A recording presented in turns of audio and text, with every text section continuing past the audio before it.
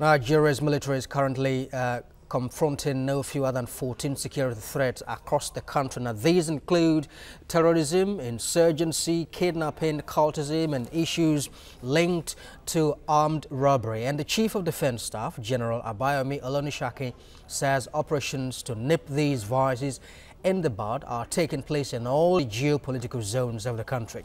But the major one is in the northeast, where the military and local vigilante are working together to root out Boko Haram.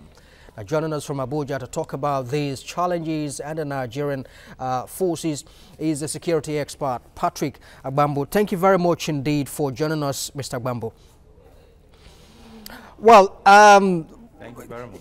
Of course, understandably, Sambisa forest, we are told that the army is, trying to, clear the Sambisa forest again.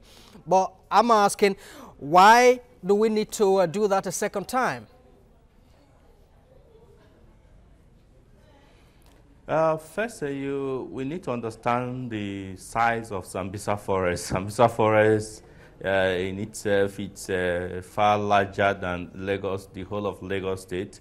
Is a very large expanse of land that covered so many kilometers, and so the main stronghold, so to say, the base, which is the Camp Zero, where the insurgents, the terrorists were operating from, have been destroyed, have been taken over by the Nigerian Army.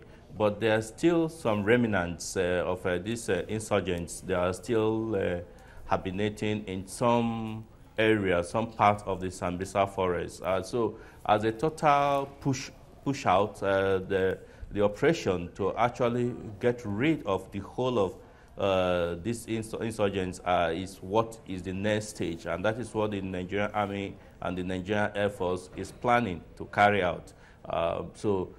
It's in order, and first of all, destroy their stronghold, their strong base, then go for the remnants that are still left some other places within the Sambisa forest.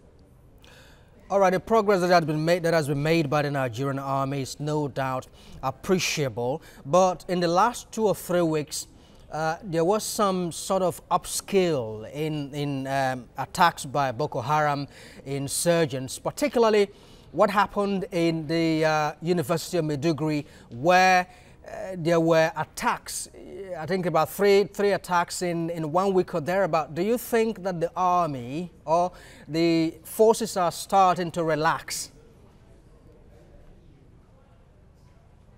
That is negative, because the Nigerian Army, we must give them the pass mark. They have done what they should do. They have done tremendously well.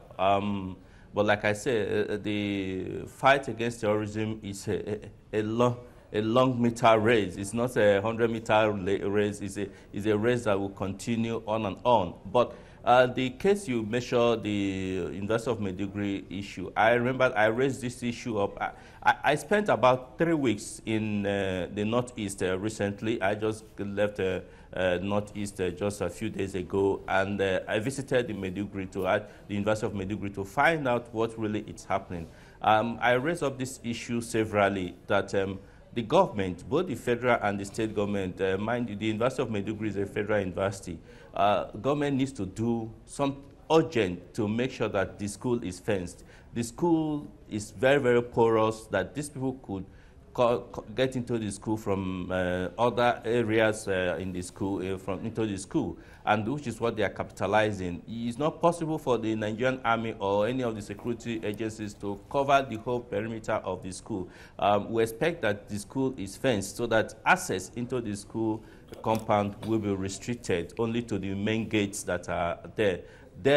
From the gate, it will be easy for access control for those who are not supposed to be there not to get entrance to it. So the issue of the University of Maiduguri is the issue of porous entry. People enter from some parts, apart from the main gate. There are other places where you can go in, and these places cannot and may not be effectively manned. Some other attacks that have been reported, we have also raised the issue that it's a failure on the part of government because there are potholes on the highways along in Borno State that needs to be urgently attended to, because when road users, motorists passing those roads get to the potholes, they will definitely stop. This is where these insurgents, these terrorists attack the road users. There are also, this rainy season, we are in rainy season, and the shrubs, the shoulders of the roads are beginning to grow. The trees are beginning to grow on the shoulders, and so they hide in those areas just to establish that we are still relevant, we are still available. But majorly, the Nigerian Army, the Nigerian military have decimated them, they have downgraded them. A lot of people have said so many things they have been, but you cannot totally eliminate them for now.